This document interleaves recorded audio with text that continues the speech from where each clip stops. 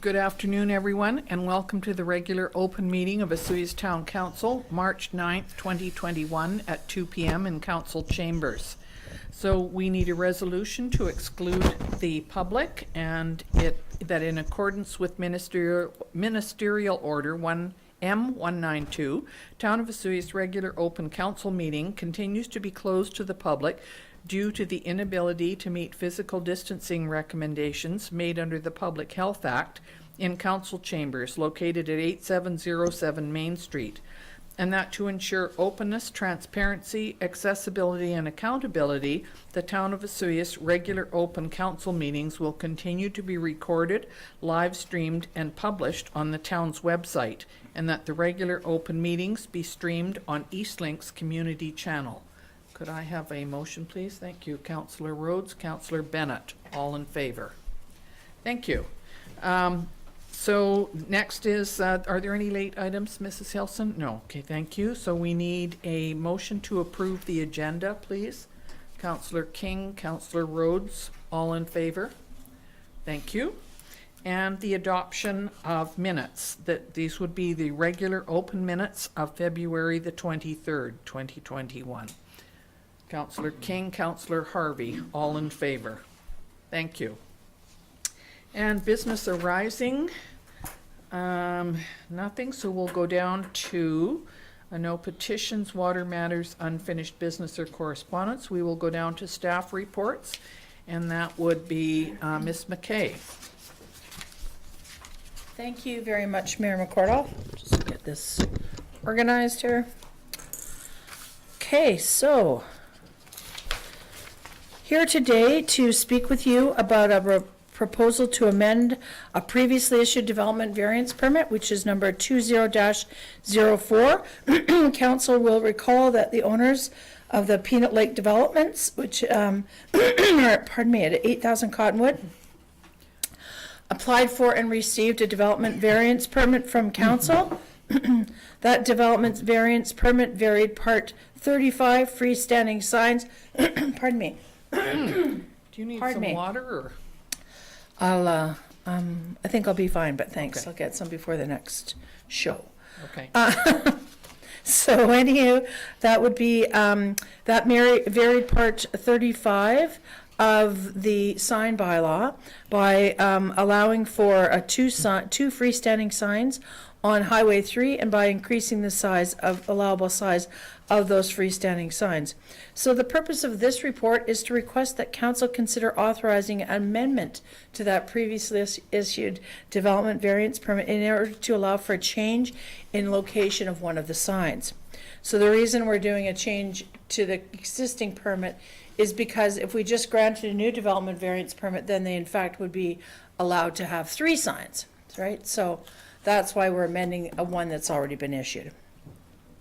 So again, council approved development variance permit 20-04 on October 19th, 2020, and the town did not receive any written comments or respond to any concerns with respect to the issuance of that variance permit. Staff supports the requested variance subject to input again, of course, from the neighbors, as the signs will be temporary in nature and the larger signs will be placed facing Highway 3 with no visual impact to the neighboring properties. Now, town are also in receipt of an email from the owner, operator Super 8, excuse me.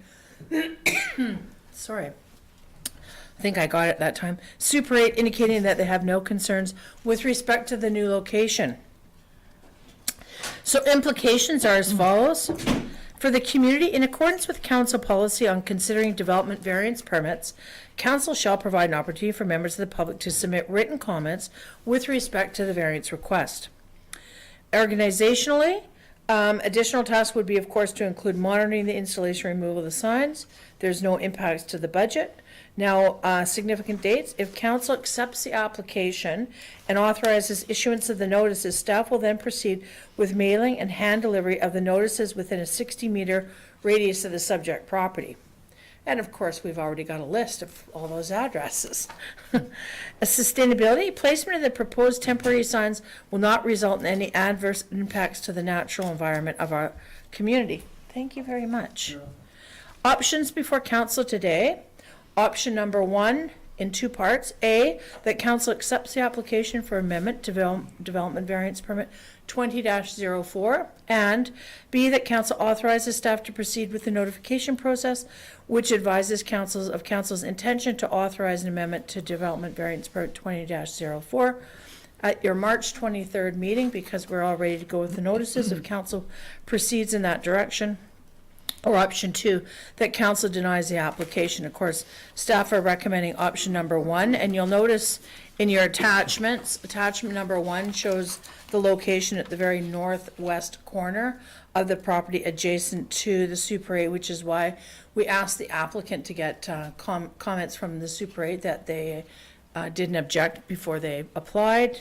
And then the next slide here, attachment number 2, shows more or less the way the sign will look in the proposed location.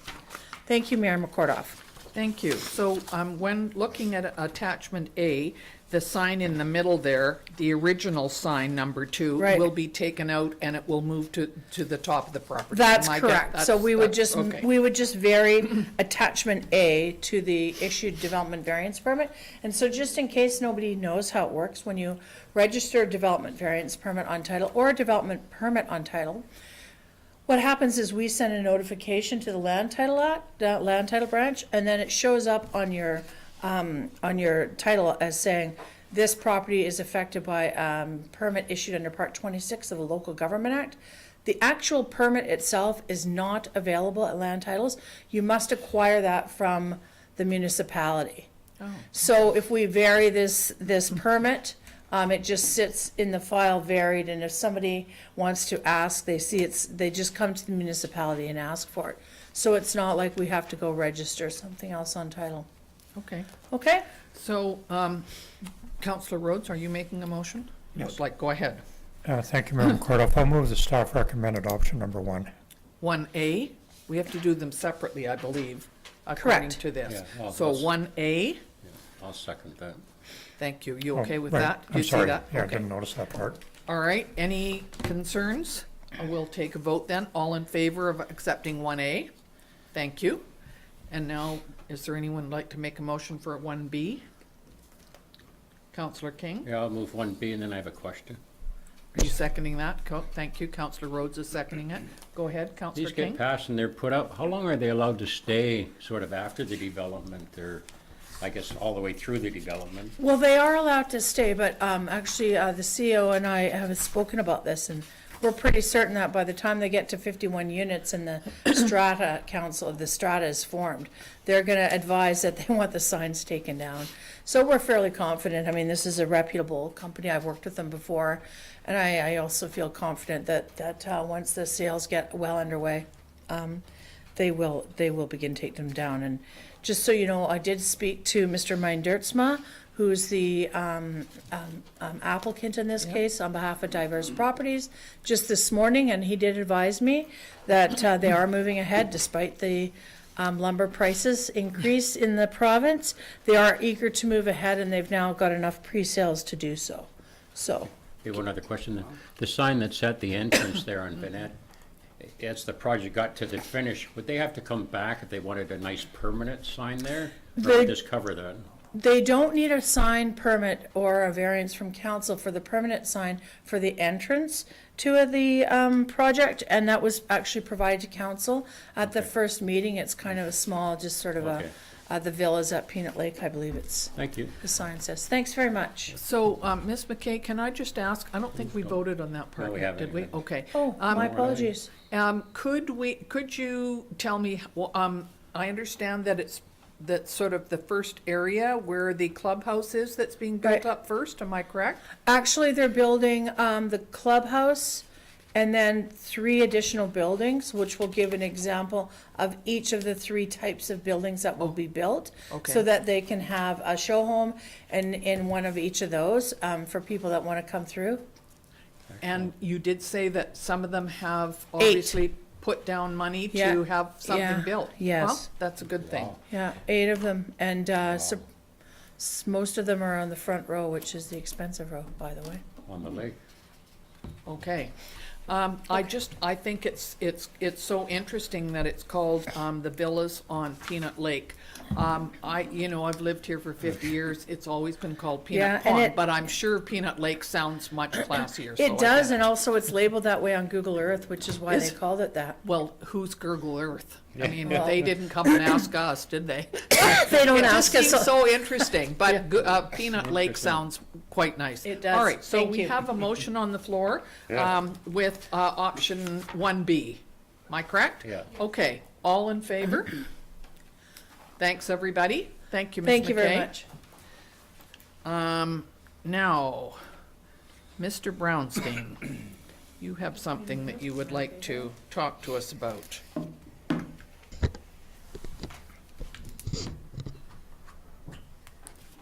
Yes, thank you, Worship. I have a staff report before you in regards to the financing of a new aerial bucket truck for the Operations Department. We're looking for council to authorize financing over a 5-year term for $150,000. This truck was included in the 2020 budget, and it just arrived today, actually. So it is sitting in my shop, waiting to be deckled out and put into operation. So we're looking for a recommendation from council to authorize up to $150,000 to be borrowed under Section 175 of the Community Charter from the Municipal Finance Authority for the purpose of purchasing a new telescopic aerial lift on a 2-ton platform, and that the loan be repaid within 5 years with no rights of renewal. Okay, thank you. Does anybody have any, does this mean that you'll be able to put up banners across Main Street more efficiently? That is correct, Your Worship. And the Christmas lights and the banners on the smaller banners on the lamp standards, everything else. Yep. Thank you. Would anybody like to make a motion concerning this? Yes, Councillor King. Yeah, thank you, Madam Mayor. Yeah, I'll make a motion that we authorize to spend up to 100, or borrow up to 150,000. We've had a lot of discussion over this piece of equipment, and it's definitely needed in the community, so. Thank you. Thank you. Councillor Rhodes is seconding that. Any other questions? Okay, all in favor? Thank you, everybody. All right, would you like to go to the next report, please? The Procurement Awards? Thank you, Your Worship. As per our Delegation of Authority bylaw, we're required to report to council any expenditures over $30,000, but under $150,000 as per budget. There were three procurement awards over the last month that are now being brought to council's attention, and that was for traffic marking services, RFP 2020-21-003, which was awarded to Aardvark Paving for $32,875. Project management services for the Osoyoos Child Care Center of $45,000 as per RFP 2021-012, and the supply of a scale house for RFP 2021-013 for $91,944.25. All three of these projects are within budget and are proceeding. Thank you. Go ahead, Councillor Yeah, King. thank you, Madam Mayor. Just on this traffic marking services, when is that proposed to start? We've had a couple emails requesting they'd be done yesterday. We're working with Aardvark. I'm hoping once our street sweeping is complete, which will probably be within the next couple of weeks, we're looking to roll them out probably mid-May. Sorry, mid-April. Oh, let's hope not May. No, April. So with confidence, I could say it's next few weeks it'll process start. Next month it'll start. Okay. We don't paint the crosswalks on Main Street. No, we do No. not paint the crosswalks on Main Street. That's ministry. Oh, I'm sorry, who does that? Those are totally different. That's ministry, so that'll be LaFrance, and I'm not sure when they'll be back in town to complete that. The ministry didn't give us any timelines, which they'll be back in town, so. All right. And So- their engineers were looking at the placement, spacing, safety of pedestrian crossings on Highway 3 as well. Things may look different going forward. So Yeah. this particular item that you're talking about is all of the other So crosswalks that's- in town other than the highway? So that's our crosswalks, our long line, our yellows, our parking stalls, et cetera, within the community itself, not Highway 3. Does it include the parking on Main Street? Yes, it does. Okay. However, the parking stalls that were removed as part of the resurfacing project are the responsibility of the ministry to put back in place. So And then we will continue to maintain. So some of the parking on Main Street will be done by us and And some of it not. will be done by the ministry. Okay. Uh, Well, just so that you know, Councillor King, what you do is you say, please phone Mr. Brownstein when somebody asks you about that. Well, no, I think they should own highways. I agree. It provincial is government, confusing. so- Yeah. Yeah, it is confusing. Well, especially if you're gonna get some parking done now through this contract and then wait for transportation. It's gonna look pretty ugly on Main Street. And we can go through and paint those as stuff that we're now paying for stuff that the ministry eradicated that shouldn't be coming out of taxpayers' pockets. It No, should be and I coming out of the respect that. provinces. It's Yeah. just whenever they find the time to do it. Yeah. I'll send another email out to the ministry and find out what their timelines are to come That'd be back here. great. I think you might tell them that this is what you're doing next month, and it would be very helpful if they could come and do their markings at the same time. You know, like makes it, sense. it does make sense, yeah, for sure. Now, Mrs. Hilson, can we put the motion for all three of these in the same, it doesn't have to be separated? Okay. So, Councillor Rhodes, are you making the motion to accept all three of them? Yes, I am. Thank you very much. Is there a seconder? Councillor Bennett? Any other questions about this? Okay, all in favor? Thank you very much. Okay, and that didn't just have to be received for information, because it was already. Yes. Oh, it was, received for information? Yes. Just, okay, wasn't something different. All right, thank you. Yep. Now, Thank you, Your Worship. thank you very much. We're supposed to have a report from the fire chief. Are you going to be talking to this, Yes. Mr. Chabot? Okay, thank you. Yeah, I can, Your Worship, thank you. Before council is a report that requests formal approval of an extension of a firefighting mutual aid agreement that exists between the RDOS and its rural fire departments, each of the member municipalities in the regional district, Hedley Improvement District, the Oliver Rural Fire, and the Osoyoos Rural Fire Protection District. The mutual aid agreement that exists was scheduled to expire on December 31st of 2020, and the regional fire chiefs at a virtual meeting on November the 28th, 2020, each committed on behalf of their organizations to extend the agreement for an additional one-year period. The intention is that a new model mutual aid agreement for fire protection will be created over the coming year and recommended to each of the parties for approval.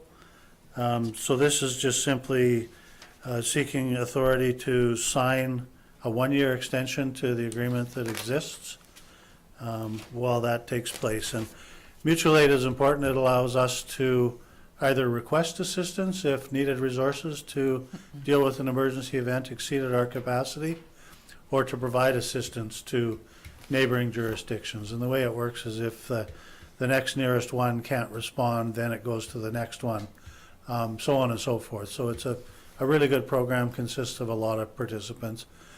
We've certainly benefited from it, and we've provided assistance as well in the recent past. Thank you very much. So, council, what would you, the recommendation, of course, is that council formally approves the extension of the fire protection mutual aid agreement with all parties listed on the mutual aid agreement as endorsed by the regional fire chiefs on November the 28th, 2020, and authorize the mayor and corporate officer to execute the mutual aid agreement on behalf of the town of Asuyas. You moving that? Yes. Thank you. Councillor Rhodes is moving it. Councillor Bennett is seconding that. Are there any other questions about this? It seems to me that I already signed it on behalf of, or agreed to it on behalf of the regional district. regional district on January 7th, I believe it was. Okay, so all in favor? Thank you very much, everybody. Okay, next is the building report, and there's a few things on here for total of $1,840,000 for the month of February. One very large single-family dwelling with a secondary suite, and some changes. Oh, another single-family dwelling on an existing foundation and some repairs. So total to date in 2021 is $3,844,000. How did we get up that high? What did we okay? Was it the Peanut Lake? No, 1.5 million for the single-family house in Spartan. Yeah. But total to date 2021 is $3,800,000. The second Yeah, line it's just a down. variety of Yeah. permits for various and sundry things. There's- Peanut Lake's not approved yet. No, we- Ready to go, though. We have the permits ready to issue and they'll be coming in soon. Thank you. I think it was the one over at Chase. Was it No, Chase not last yet. month? Okay. But that's a lot for 2 months, really. It's gonna get up a lot higher. I know. Gonna get high. Yeah. No. Okay. So does anybody have any questions about that, or did you, go ahead, Councillor Rhodes? Like I've done every month for 13 years now, we need to pause and reflect on the dollar value of those. These building reports, when they're posting numbers like this, are a good barometer of the success of our community.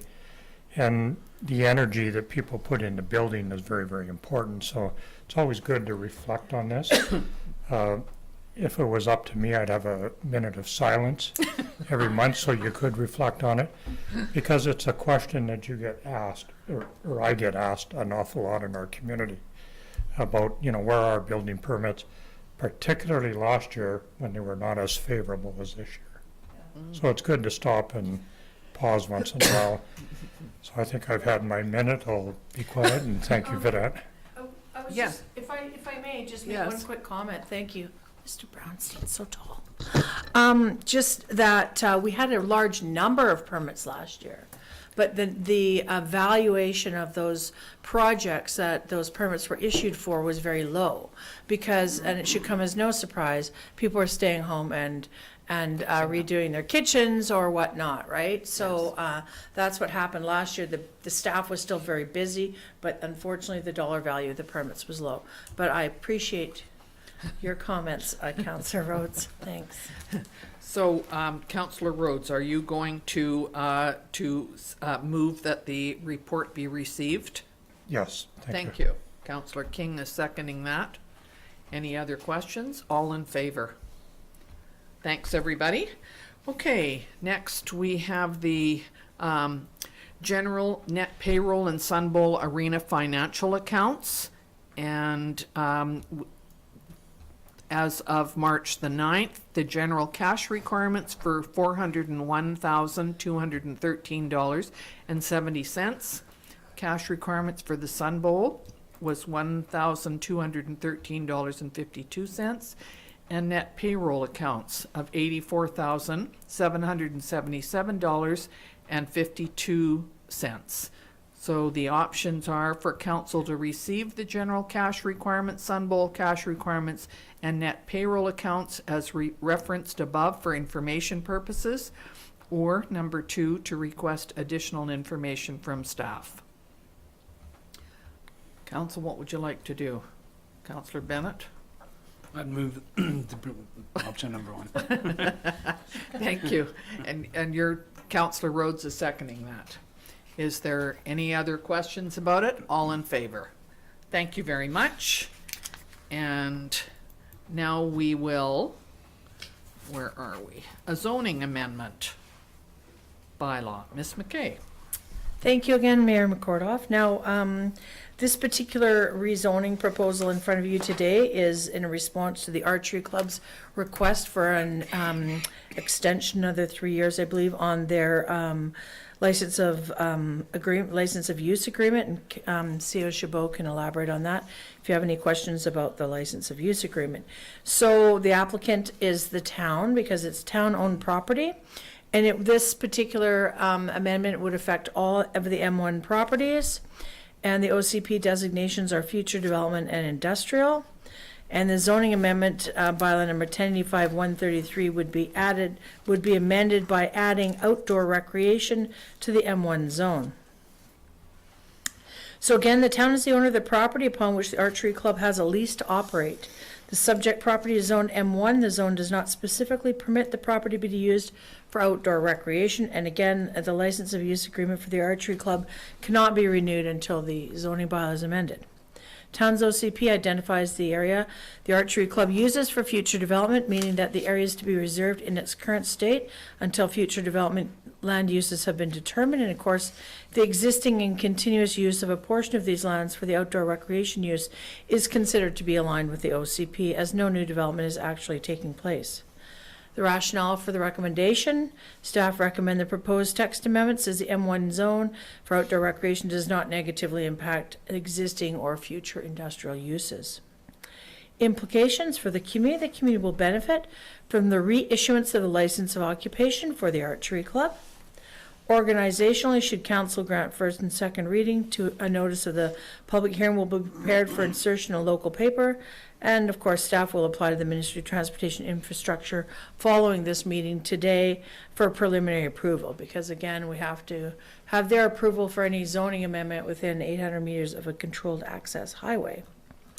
No impacts to the budget. Significant dates: notices will be placed in 2 consecutive papers. Now, notices to property owners in the area will not be issued as per section 4667. Notification requirement does not apply if 10 or more parcels are owned by 10 or more persons are subject to the bylaw alteration. So the Local Government Act allows us a little pass on that, which is good because that costs money to mail stuff out. Sustainability: the proposed use will not adversely affect the subject area. I should also add that we don't anticipate anybody objecting, not just that we won't have to pay for the mail out. Options before council today: option number 1 in 2 parts. A, council grants first and second readings to zoning amendment bylaw number 1085.113 2021, and B, council advises staff to proceed with the notification of the public hearing in the local newspaper. Or option number 2, council denies the proposed rezoning and directs that the bylaw be abandoned. Or council has option also number 3, which council requests additional information before proceeding further. And of course, staff are recommending option number 1 in this case. Thank you very much. Thank you. Councillor King. Yeah, thank you, Madam Mayor. Just a couple of questions. Is there actually an absolute defined area they have? I think the archery is a big asset in the town. But is it kind of pegged? They have a certain area It's there? pegged out in the license of use agreement. Perhaps CEO Chabot would like to provide more comments. Yeah, Your Worship, there's a map which would be scalable if need be that identifies a portion of the town-owned lot. The town owns quite a large parcel of land there, and the archery's on only about 40% of it, probably. Yeah, but it's defined by sketch. And that's in the yellow on your map, that M1? No, that yellow on the map indicates all of the properties that are zoned M1, which No, would I be realize that, affected. but the archery, is that the square to the left, kind of hidden there? Could I was going to say permission to approach the bench.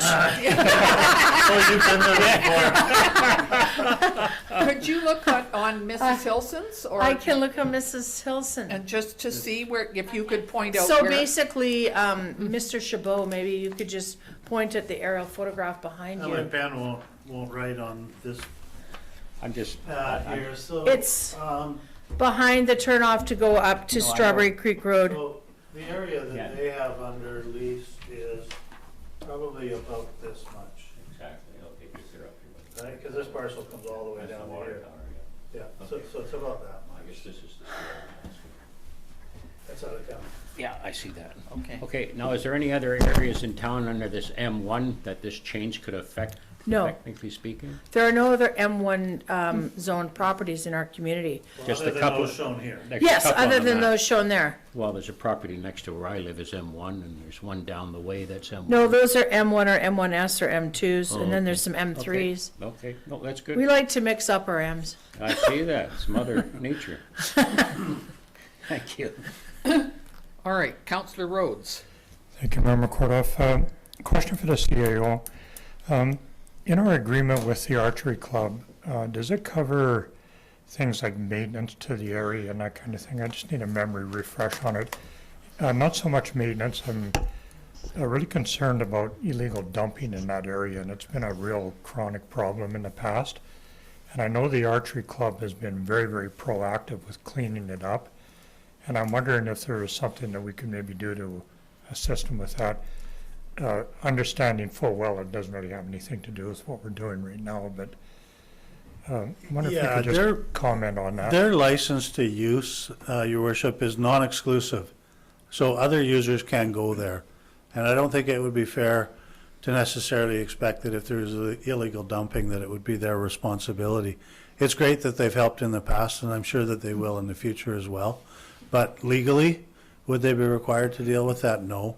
They've asked for a little bit more assistance as well. The town had been asking for, I think, a $250 fee for a license to use agreement for the previous 2 years. They've requested that it be without fee. That's fine with us. Once we get the zoning cleared up, and then we can lawfully enter into these license to use agreements, it's not a big deal, because those can be done at a staff level. We want to get this done as soon as possible, because they want to put in some new props and facilities up there and be able to engage in the season, which I guess you don't do in the heat of summer. It's more a spring and fall kind of thing. And so, they'll be obligated to leave it in the same condition as they found it when they're done. But some of the other stuff, I mean, we'd be happy to send in a crew if need be and help clean up, just kind of like we do on the canal trail. Okay, thank you. And I just want to say that anything that we can do to help the archery club here, they're a really gung-ho group. They've had some worldwide prizes. Brock Payton is one who has won many awards worldwide. So for the fact that he is volunteering to help this club get going and encourage young people is really commendable, for sure. Yeah. So, Councillor Rowe. Yeah, I was just gonna move 1A, council grants first all and right. second reading to the zoning amendment bylaw 1085.133. Is there a seconder 2021. for that? Councillor Rhodes, good. So, if nobody has any other questions, all in favor of that, 1A? Thank you. Now, we need to proceed with notification of a public hearing in the local newspaper. Councillor Rhodes, you, Yes, I am, thank you. thank you. Moving that, is there a seconder? Councillor Bennett? Okay, any other concerns? And you're gonna put that in, and then what, can you explain to us? The public hearing, are you just waiting to see if we get any concerns and then we'll deal with it, or how does that work? Mrs. Hilson. We have included the notification we did not include the notification in, Mrs. Hilson can explain. Your worship, this would be no different than a usual public hearing. The only difference is the exception to mail and hand deliver notices is waived because it's 10 or more parcels owned by 10 or more persons. And because we're in a position where we can't have people attend physically at a public hearing, we're going to request written submissions, or if people don't feel comfortable doing that, provide them an option to either phone and give their comments, or We've Zoom asked link? them to, if anybody does wish to provide their comment, they can email info@Osoyoos, or call the town office, and we would provide them with a link and a time that they could express their concerns or their views to council. At a council meeting? Yeah, we were planning on bringing it at the regular open. The new council procedure bylaw at the very beginning has public and other hearings, and so Yes. that's where we were going to place the next public, for this public hearing. In 2 weeks? Yes. Correct. Okay, we'd be able to do it on Yeah, we're good to Yes. go. the second meeting in Amy's March. watching, she's ready. So the one thing that might be somewhat different, we're going to ask council to consider third reading right after the public hearing. Then we can get the bylaw to highways for approval, get it back to the next regular meeting for So- adoption, so the archery club can get about doing Perfect. what they want to do. Yeah, they'll be able to go after April 13th. Good, that makes sense. Okay, did we have we had a motion to deal with 1B, It's been moved and seconded, but we haven't voted on it. Okay, no more questions on this issue? Okay, all in favor of 1B? Thank you very much, that's everybody. Thank you very much. Well, you can stay where you are, Ms. McKay. Because you're now going to talk to us about the business license bylaw and street food vendor policy updates. Yes. Let's take a couple of deep breaths as we wade through this one. Okay. So I set it up in such a way, I hope that it makes it easy for us to go through. I'm not sure if you want to ask questions during the presentation of the report, if it might be easier, I'm not sure, but I'm hoping that we set it up in such a way that it's fairly straightforward. Okay.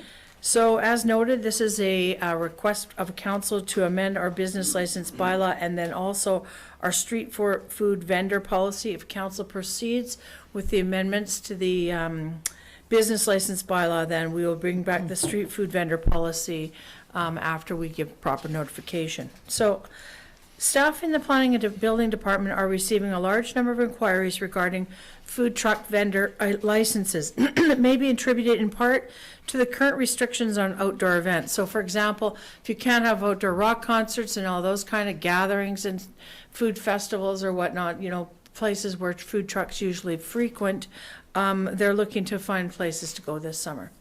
So the town is also implementing a downtown plaza, within which we'd like to include spaces for 2 food trucks. Current street food vendor policy allows only 1 vendor per block. Therefore, this section of the policy will need to be updated to accommodate the proposed 2 vendors for the downtown plaza. And again, that would be coming forward at the next meeting if we choose to go this route. Further updates to the PLA street food vendor selection and approval policy are to relevant sections of the town's business license bylaw, and they are being proposed in order to streamline the application process and ensure the policy is aligned with the bylaw. Now, the proposed changes include clarifying where stationary food trucks versus food trailers may be located, and I'll speak to that further. Amending the number of food trucks or food trailers permitted on public and private properties, and updating the approval process to align with the delegation of authority bylaw, which is of course already approved by council. Most importantly, staff will continue to advise applicants that the food offerings and proposed locations must not compete with the offerings of existing restaurants and food vendors. And I think that's fairly self-explanatory. So the OCP emphasizes the importance of creating a diverse and vibrant downtown. One way to achieve diversity and vibrancy is to enable a variety of food options. In order to ensure a diversity of food offerings, a revised policy will request that applicants outline for staff how their proposed food offerings will complement and not compete with other options. So for example, I'm not sure if you saw Kozo Sushi in town last year. They weren't, not Kozo, Yamatogo. Correct. They were not allowed to find a location close to Kozo Sushi. It's a good example. So the business license bylaw sets out requirements for food vendors. The bylaw permits food vendors to operate on municipal or private land, subject to a series of provisions. Operators on private land and municipal land are both required to obtain the necessary permits as set out in the business license bylaw. The zoning bylaw stipulates off-street parking provisions.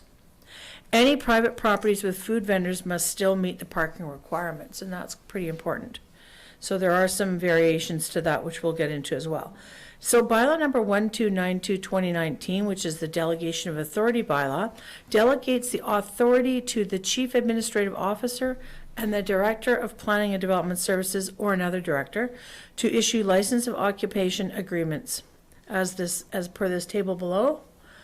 And this town street food vendor selection approval process actually specifies that council must approve a license to use agreement. However, as noted, the authority has been delegated to the CAO and the appropriate director. Okay? Pardon me. So the town center renewal plan emphasizes the importance of protecting existing businesses in downtown while enabling the establishment of complementary services. One of the strategies recommended by the town center renewal plan is to increase the number of food vendors in downtown as a means of increasing vibrancy in the area. Community feedback during the town center renewal plan process supported this recommendation. So now we're going to get into the nit and grit and the proposed changes to the business license bylaw. So the business license bylaw is actually due for a complete refresh. We've had this conversation before. Town staff had anticipated bringing forward a new business license bylaw this year, which would include updates to licensing fees. However, with the current economic climate, a new business license bylaw has been put on hold. At this time, the town's BLB needs updating to accommodate the increased interest in food vending in our community. We didn't think it was the right time to increase business license fees across the board, so we'll just hold on that for a little bit. So this section of my report here outlines the proposed changes to both the business license bylaw and the street food vendor selection approval policy, and the rationale for those proposed changes. Now, for clarity, the following definitions from the business license bylaw will continue to apply, and this is where it gets pretty important.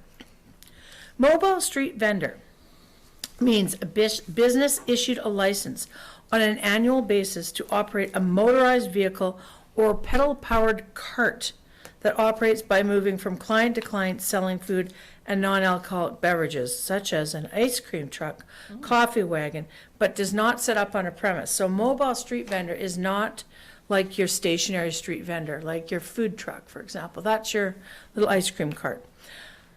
A stationary street vendor means a business issued a license on an annual basis to operate a vehicle or trailer for the purpose of selling food or non-alcoholic beverages from an approved vending site. Okay, so that's important. We are adding a new definition of season to the bylaw. Now, the season means 4 consecutive months. And it's very important that we do this because what's been happening, I'll get into a little bit more on this, but what happens is people come in and they get their business license to operate a food truck in a certain location, and under the current regime, they just pay for that month. And then we have to go after them for the next month, and the next month, and the next month. So this way it'll work whenever day you come in to get your business license for your food truck with an approved location, you have a license then to operate at that location for 4 consecutive months, whether you come May 15th or whatnot. We'll just flag that to see if they're still there 4 months later. So the following sections of the report provide an overview of the proposed changes to the business license bylaw and the street food vendor policy. Again, changes to the business license bylaw and the amending bylaw are attached. And again, we'll bring back the street food vendor policy when council makes a decision if we want to move forward. So proposed changes. Okay, so first off, a stationary street vendor, vehicle or trailer may operate from a municipal street. Now, what we're proposing to change is that only street vendor vehicles can operate from a trailer if they're on private property only. In other words, trailers can't be operated as a street food vendor on a downtown street, only on private property. And the rationale for that is it's very difficult in many cases for them to get the trailer and whatever they're towing it with into a location. Now, we do know, we did see a person operating that last year, and it was getting to be problematic, and last year was not a busy year of people walking around. Let's say it was busy at the beaches. But the reason we're doing this is that just the maneuvering, et cetera, in the downtown streets is quite complicated. If you're going to be pulling a trailer, we have to basically save extra spaces. We do have a specific spot, a new spot for that vendor to go to that was operating a trailer in our community last year. So that's been resolved. So what we're proposing is that only you can only operate from a street food vendor vehicle. So that's like a food truck, right? If you're on a street, or on on a street. So stationary street vendor on private land may only be located in the C1 zone. Now that's what's currently in the bylaw. We've had requests from people that had private properties outside of the downtown that they want to operate on a C2 or C3 zone. Okay, so our proposal is to allow for stationary street vendors to operate from a private parcel of land in all of the commercial zones. So to give you an example where that would work, on a vacant spot up at any one of the plazas, for example. So where Bylaw is, we have a vacant space there. They could have a mobile street vendor up there. Okay? Another one is under current, stationary street vendors are responsible for notices to be published in the newspaper. So currently, under our bylaw, it says they have to actually post notices in the newspaper before they can operate. We're not sure why we'd want to have that in there, so we're requesting that that be removed. Actually, the actual, it's actually a requirement under the community charter for the disposition of land, not for issuance of a permit. So I'm not sure how it ended up in the bylaw previously. Currently, there's only one stationary street vendor per park, and we're saying that we'd like to allow for more than one per park on an as-needed basis during busy times that aren't necessarily special events. So you may have noticed last year, again, Yamata Go, we allowed them to operate in Gyro Park. We spoke to the vendor, the tenant at the Gyro Cafe prior to allowing them to go there, and there was not a problem. Now, with respect to fees, currently a stationary park vendor or stationary downtown street vending for 1 month is $350 plus an additional fee for each parking stall consumed, which amounts to $500 per month. And again, if you're going to have somebody come in, they pay for their fee, it's $500 for that month. They go and they set up, and then a month later, we have to go and ask them for another $500. It's onerous on us, and it's a bit exorbitant for what they're doing. We recognize we want to make sure that they're fair and equitable with the brick and mortar restaurants, but at the same time, we want to encourage these people to come here. So we're proposing fees as follows. For a street vendor, on a street, $1,000 for 4 consecutive months or the new season, plus $125 for the business license fee. That's $250 a month.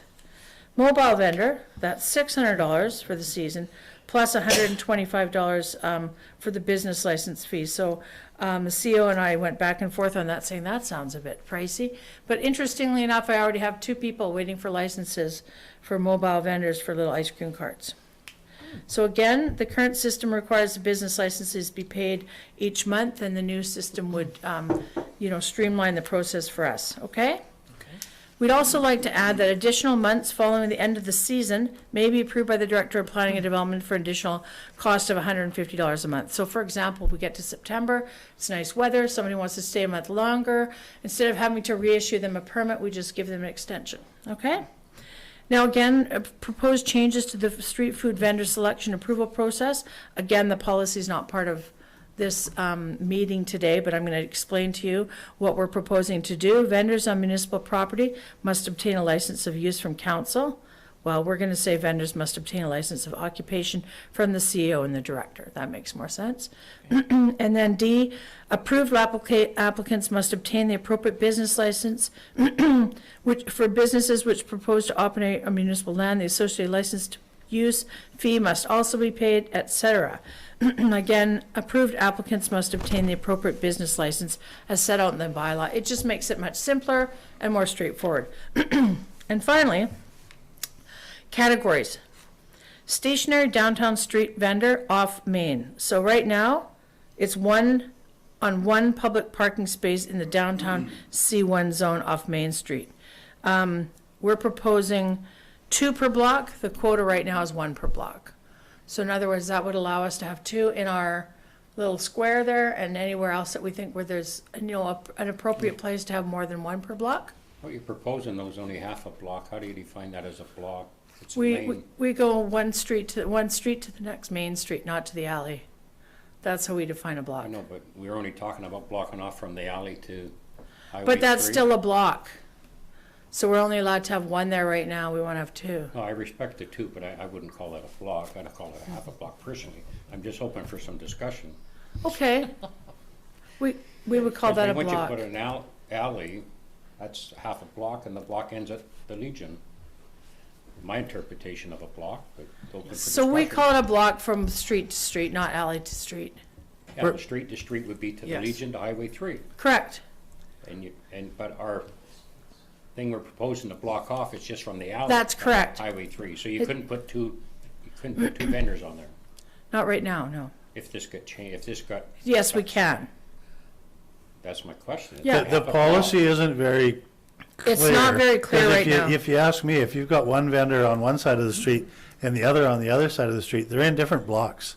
Yeah. Oh, you're really opening. You know, and what's a block face? So, So we're just trying to Okay, okay. clear it Yeah. up so it's I'm not clear. saying I'm against it, I'm No. just No, this I is not appreciate- clear. feedback. and- no, I appreciate that. And I guess I relate to any food truck I know or trailer takes up 2 spaces, not 1. There's no such thing as a small trailer. Even that donut at the fountain would take up 2 spaces. Well, that's a trailer, I- and they would not be allowed downtown. But a food truck like Yama To Go only took up 1 space. Okay. So there's actually a limit. They're only allowed It's to gotta be, be a small food truck. they're only allowed to be 22 feet long, which most food trucks are, and that's how long our parking spaces are. Okay, is that defined? that food Yes, truck- it is. Oh, I haven't come to that yet. I haven't seen that yet. Okay, continue on. Can I just ask, when Sure. you're gonna do them down there on the square, are you having them on, because one side of the street has parking parallel and on the other side of the street has. There will be no parking in there once No. it's closed. From now on, that'll be Right. closed, so you'll have one there And and that's one correct, here, and close that to- they'll be against the. Right, with the their road. windows Okay. facing into the square. Okay, You Not have an onto the entrance sidewalk. requirement, 'cause 80 feet Good. is one way. and so, in other words, 2 in there, and then, can I just, when I was thinking Sure. about it, how do, people who have, who work at BMO, do they now, they would have to come into their parking lot via The the lane. alley? Correct. Am I correct? Yes. Okay, fair enough. That's how So I that'll all be, they'll put it. They're happy with it. Okay, Yeah. fair, thanks. Go ahead, Councillor Bennett. Thank you, Madam Mayor. Gina, just a question. How do you decide which vendor gets what space? That must be kind of hard. Well, it's fun. So it's pretty straightforward. Again, we go back to the fact that we don't want anybody to locate close to where another person is offering the same kind of food. So for example, if someone wanted to locate in a square that was offering the same menu as O Delights, we wouldn't let them operate there for 7 days in a row. They might operate for 2 and have a different vendor operate for 5 days. So the goal is to have those 2 spaces full for 7 days a week. At least one of them full every single day, right? So again, we try to operate, and it's tough, I'm not kidding.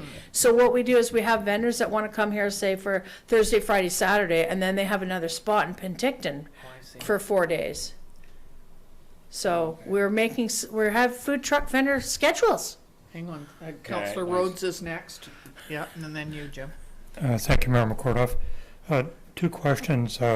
In the plaza, will they be allowed to stay there 24 hours, or do they have to pack up? Actu- Our bylaws and policies don't allow for that. And Mr. Brownstein, our Director of Operational Services, and I have discussed that. We felt it was best to have them continue to move so that we can clean appropriately. Okay. And will you be touching on not the kind of food, but the quality of food? Absolutely. We'll be testing them for several months in advance of them opening. No, I'm just kidding. For free. I think it Do you want feels me like to I. rephrase my question? no, I heard no. your answer, but it wasn't really what I... No, we are very serious about the quality. We require them to provide first quality and also pictures of their food trucks and also recommendations or, letters of recommendation from other communities maybe that they've operated in. And if they're fairly new to the business, we might want to give them a trial period. But, everybody that's coming to us now, they're seasoned veterans in the food truck industry, and they're very serious. They want to come to our community. And Is that part of our mandate to scrutinize the quality of the food and cleanliness of their facility? well, we don't inspect the cleanliness. They're required to have approval from the Ministry of Health. The fire department also inspects the vehicles to ensure they're for their safety, particularly if they're cooking with gas and other flammable materials. So it's sort of a first come, first serve, basically, for the, is that what you were gonna ask? Well, No. sort of, in a roundabout way. I don't think you got Mr. Bennett's question correct. The question was, if there's 2 same vendors, like say 2 mini donuts, who do you choose first? Well, we put them in different locations in the community. But they both want the same location, who gets preference? The person that's committed to coming back every year and staying there, I mean, But if they tell you I'm coming back and I've had a bad season, I don't come back. then somebody else gets the spot. But So- you haven't really answered who gets picked first. You got two So who- people, same location. First on come, contact. first serve. Yeah. that It's makes pretty sense. much, whoever comes in and commits to coming for the summer or the season. That kind of fills out and- the application first? Correct. Yeah. Okay, well, that answers the question. Thank you. Sorry, I Okay. wasn't very clear Okay. on that. No. That's Did good. that help, Does that Councillor answer your Bennett? question? Yeah, I was fine with your first answer. Okay. As long as we're all getting along. Okay, So far. So far, we're good? so we're okay Okay. for questions now? We're Uh, okay? Okay, Moving go ahead. along? Yep. Okay, now the next is quite interesting. Stationary commercial areas, parking lot vendors. On private surface parking lots with a minimum of 10 stalls in the C1 zone. So this is somebody that wants to operate in the C1 zone, right? So it's interesting because this one is only specific to the C1 zone. Right now, it says you can only have one per parcel, but we're just suggesting that there's two per parcel as long as they still maintain those 10 parking spaces. We have very few properties left in the C1 zone that anybody's ever going to put a street food vendor on. We do have one parcel, and there has been some discussion with that new property owner, and that's for property that crosses the street from AJ Foods. And they've proposed that they bring in a food truck from their business in Vancouver, and they also have a catering business. And so they're suggesting that they might like to have more than one food truck on the site. And I said, well, they're required to actually improve the landscaping on the site, the access, and then they would have to have 10 parking spaces. So whether it comes to fruition or not, but we're not sure, but we're trying to encourage, again, more activity downtown. So they would not be able to put in a pizza place in that location? That's because- correct. Or a sandwich shop? There isn't really a sandwich shop A there. Subway? That's true. And But how what about, the candy shop? Isn't there a candy shop, or there used to be? Yeah, in it's that? there. Yeah, there's a fried chicken place that wants to go in. That's what I mean. okay, all right. Which we don't have. So Anyway. that must be kind of tricky because, you It's want pretty all tricky. these things, yeah, and you don't want people. Yeah, Yeah. yeah. What we need is Dawn Air.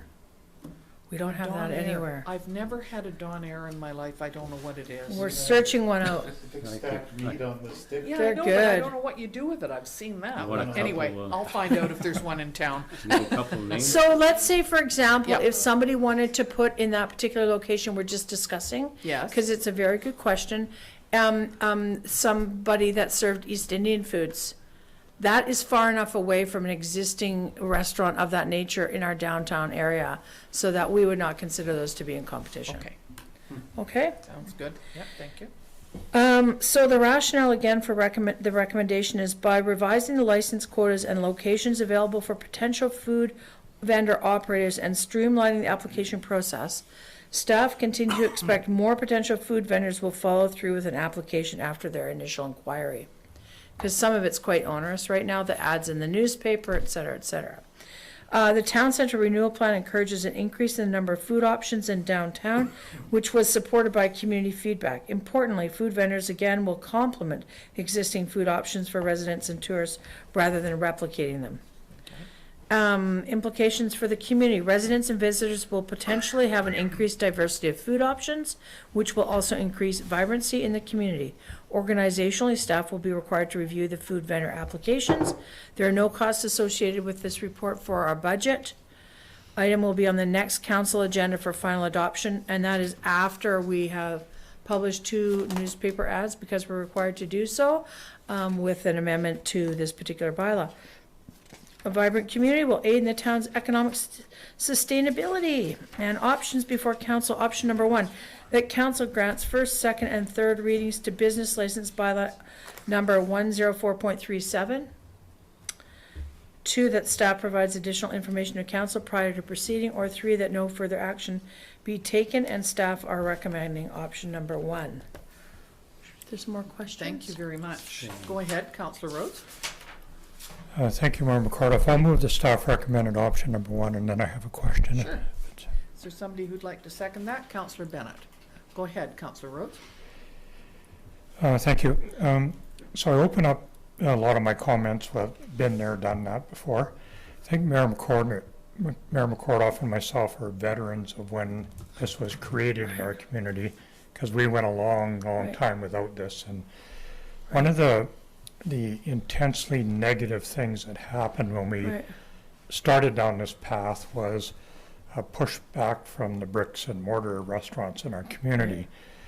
I was always very much in favor of food vendors because it does create a food culture in our community, and it's needed and wanted by most people. Regrettably, a lot of the bricks and mortar restaurants in our community did not share that sentiment. And I'm wondering, you know, we get excited about these and they're good things and they seem to be, you know, all of the things that you've outlined and they're good and positive.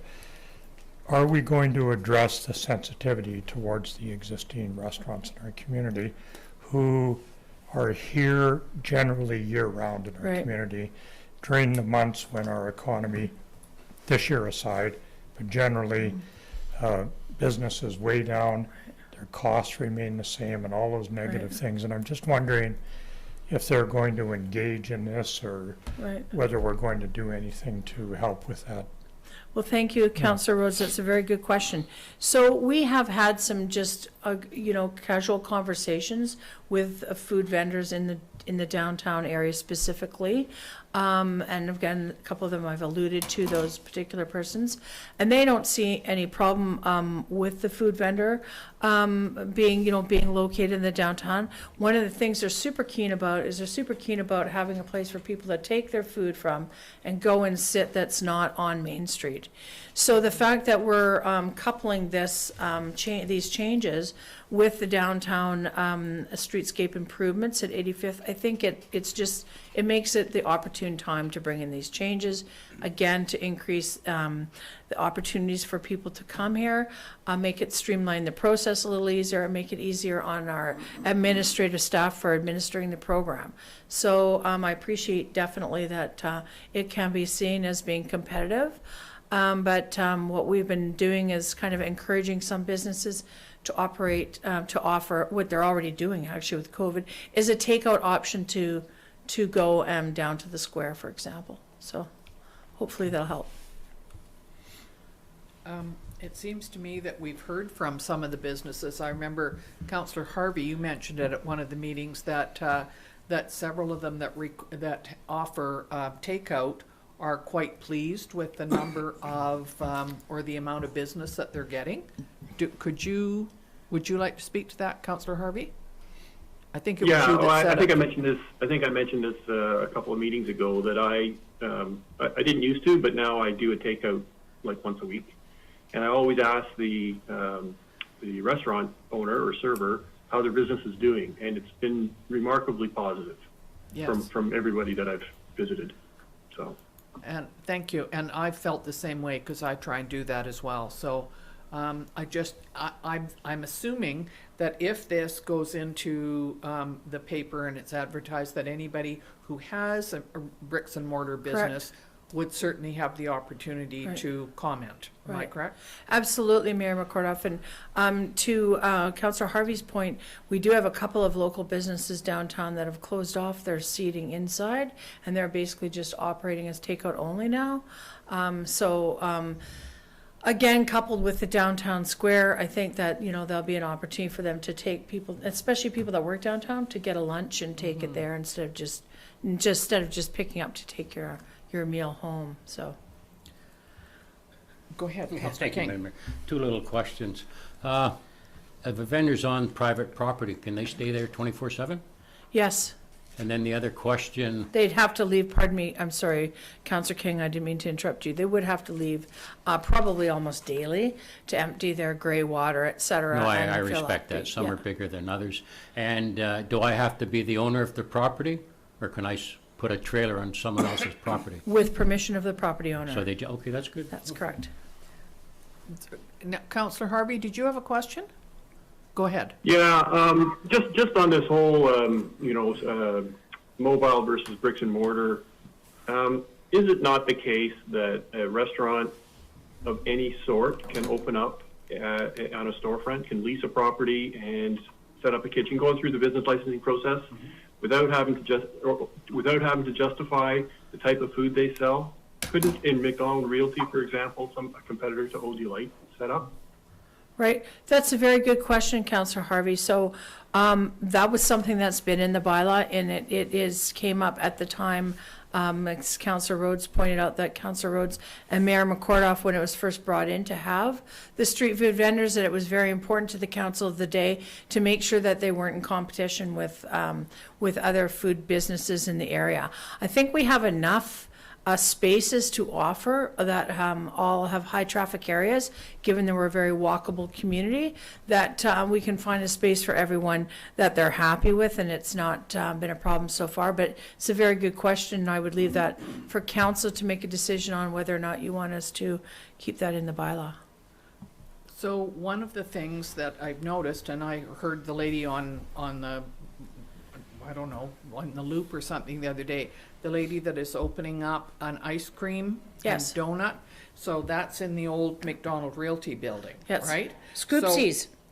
What is it? Scoopsies. Scoopsies. So my assumption is that you then do not allow anybody that sells anything in the plaza there that would be in competition with her, because she is set up for a permanent? Correct. So if somebody came to us and said they wanted to have an ice cream truck, a stationary ice cream truck, we would probably shuffle them down to either Lions Park or Goodman Park, for example.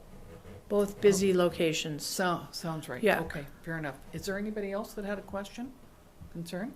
Okay, now, so Councillor Rhodes was it you that moved the option number 1, and did you second that, Councillor Bennett? Yes, you did. Okay, thank you very much. So are we ready for the question on this? All in favor? Thank you very much. Done a lot of work on this, and I think it's going to be a great summer for. Thank you very much. Considering we're #1 spot in the country, the South Okanagan, according to the latest poll. And so we expect for visitors across Canada. So it sounds like we may have a few people here. It is going to be busy, and just in case anybody wants to know, if they're having their cravings, the little donut truck will be back at the same location. By over by the fountain? Yeah. Okay. As soon as Mr. Brownstein says it's okay. Well, he will. Oh, I'm sorry, I didn't realize We'll that talk to him. he was, a regular client. But May 24th long weekend City at the staff parks latest. for donuts. Okay, Thank you. thank you very much. Mr. Zackel, you're up Yeah, next no. with the 5-year financial plan. Thank you, Mayor McCordoff. So before council is the 5-year financial plan bylaw 1371-2021. Section 165 of the Community Charter requires municipalities to prepare a financial plan for a period of 5 years, which is adopted annually by bylaw. The Charter also requires council to undertake a process of public consultation regarding the proposed financial plan before it's adopted.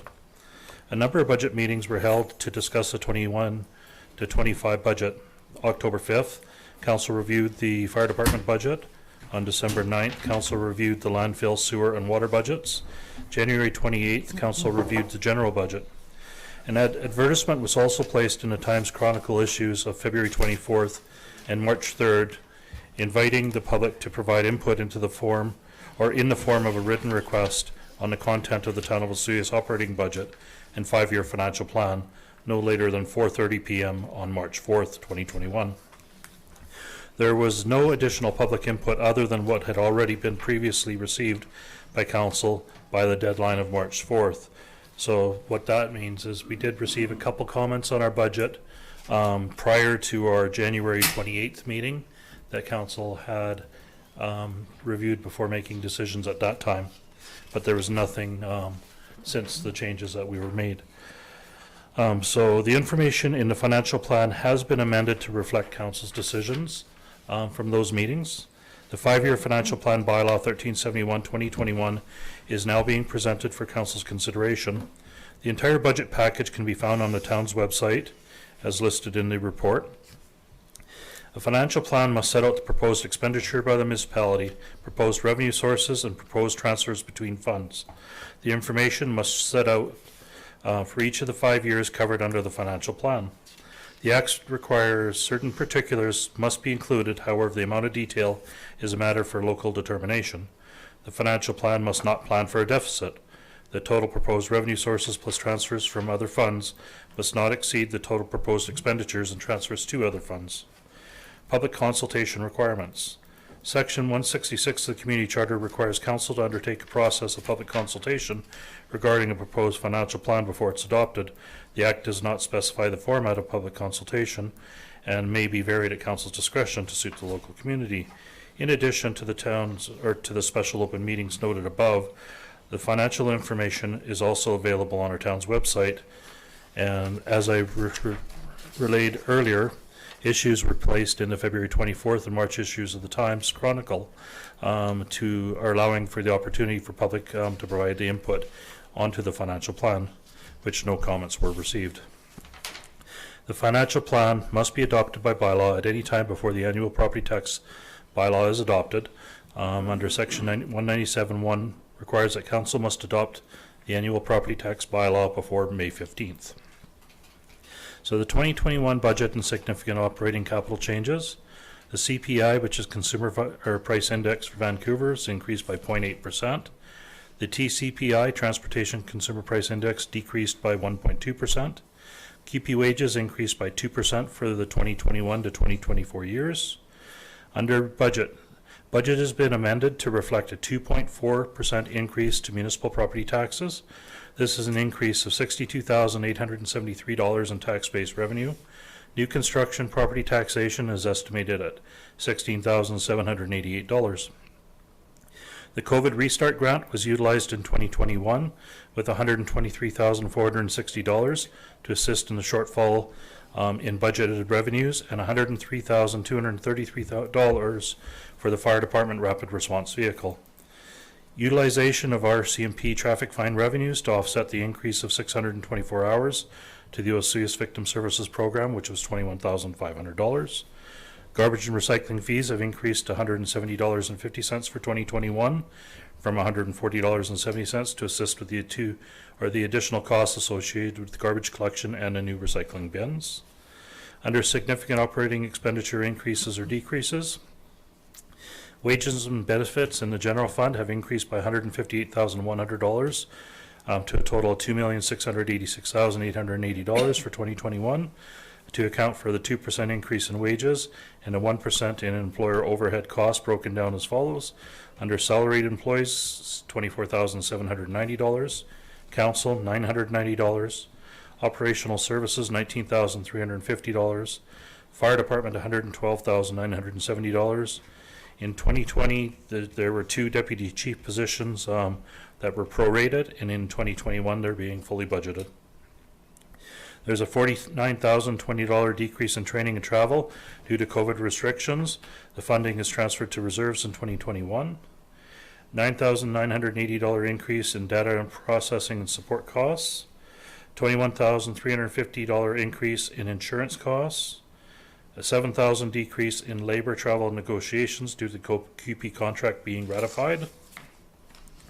We have an increase in 2021 to the Osoyoos Museum grant from $56,000 to $60,000 and a reduction of $4,000 in the grant and aid program to offset the increase.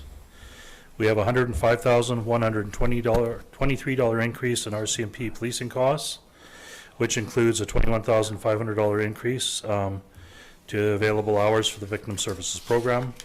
We have $12,500 decrease in equipment financing costs, $299,340 increase in landfill and garbage recycling costs. $165,810 of this relates to new landfill contract, $56,000 to the garbage collection contractor, $41,000 for recycling for the new recycling bins introduced in 2020, and $35,000 for landfill post-closure costs. $29,330 is decreased to the community service expenses, $4,390 decrease in museum maintenance costs, $10,910 increase in parks maintenance costs, $4,200 decrease to debt payments due to refinancing of Bylaw 1258 for the 87th Road Reconstruction Project, $5,389 increase to transfer of taxes for the Okanagan Library Board, so small increase in requisition for 2021. Under contingency, transfers to reserves have increased by $3,500 to allow for a $50,000 contingency and 19,000 transferred to RCMP reserves. 2 transfers to reserves for recycling initiatives, 10,000, and marina for 11,500 were removed for 2021 to 2025. General operating expenditures, less transfers to other governments, transfers to reserves, resort municipality contingencies, and capital project expenditures is increased by $463,336 for a total of $7,534,583 for 2021, and this is a 6.55% increase. Under transfers to reserves, general fund, training and travel, $49,020. Contingency allowances under our general fund, $50,000. Sewer fund, $30,000. Water fund, $20,000. Our funds available for capital expenditures under our general fund is $474,036 for 2021. This is down from $522,068 in 2020. For sewer, $314,290 available in 2021, up from $314,049 in 2020. Water operating fund, $653,880, down from $654,616 in 2020. Under our sewer, the sewer budget or sewer operating budget, the budget was presented to council with a 5.2% increase to sewer user fees. The increase of single-family residence rate from $265.54 to $280.19, which is an annual increase of $14.65 for single-family residents. This will increase revenues by $78,800 to offset an increase in annual operating expenditures. And for 2021 to 2025, it's estimated that the increase to the sewer user fees would be 2% annually for those years. Under operating expenditures is increased by $95,125 or 7.10% for 2021. And the majority of the increases come from wages, salaries, and stipend, $45,795. Wages estimated to increase by 2%. In addition, 50% of a full-time exempt position had been added, with the position starting in July of 2021. Additional details were reported in Mr. Brownstein's report. Additional maintenance at the wastewater treatment plant and chlorine costs account for $24,000, $10,950 in maintenance costs, $11,000 in additional equipment financing for 50% of the costs associated with a new pickup truck and 50% of the costs associated with the replacement of a 5-ton crane, and $3,380 increase in utilities. The sewer rates and regulations bylaw 1368-2020 received first 3 readings on December 9th and was adopted on December 21st, 2020. The water budget was presented to council December 9th with a 3.22% increase to water user fees and a 2.77% increase to the water district user fees, which had an annual increase of $11.80 to a single-family residence. This will increase revenues by $70,900 to offset increase in operating expenditures. And for 2022 to 2025, it was estimated that the annual increase to water user fees would be 5% annually to offset the additional capital costs of the groundwater treatment plant, which would be $9.3 million, universal water metering of $2.8 million, East Bench Reservoir $2 million, and rural area twinning System 8 North for $2 million. So fairly significant projects in the upcoming years. Under operating expenditures have increased by $91,536 or 4.93% for 2021. And the majority of these increases are wages and salaries, $49,295, maintenance, $13,201, chlorine, $10,800, equipment financing, $11,400, utilities, $6,840, water rates regulations amendment bylaw 1355.01, and water district rates and regulations amendment bylaw 1357.02 received first 3 readings on December 9th and were also adopted December 21st, 2020. The cost for an average single-family residence. For their taxes, the overall increase is looking at $39.53. The utilities are increasing by $55.45. A significant amount of capital projects are planned for 2021 that will enhance the community, improve the infrastructure of the town and rural service areas. And so I've reported on the user fees for the garbage and water and sewer having the combined increase of 55.45 for single-family residents. Municipal taxes increasing by 2.4% after new construction, which had a total estimated increase of $39.57 for a average single-family residence plus the user fees. So significant dates: financial plan bylaw needs to be adopted no later than May 15th, 2021. And working to ensure maintaining levels of service for the community and financial sustainability for the town. So options before council: for council to give first three readings to 5-year financial plan bylaw 1371-2021, or option 2, for council direct staff to make further changes to financial plan and bring back for the next meeting. Thank you, Mr. I'll read it. Zackel. That's amazing that you've got it all organized there for us, and it's quite easy to understand and read, so I thank you very much. Councillor King. Yeah, thank you, Madam Mayor. On page 3, where you got funds available for capital expenditures, seems like the sewer and the water, we've only kind of pretty balanced out. There's only about $200 extra from last year in both them being put aside. Is that making you nervous that we're getting close to overextending ourselves? That's where it's always good to have an increase, a small increase, to offset the cost, to try to ensure that we've got funding available for those capital projects. Currently, we are not putting away money for future buildings, future infrastructure as far as public works equipment and things of that nature. So to me, it's very important that we see those numbers increasing, not decreasing.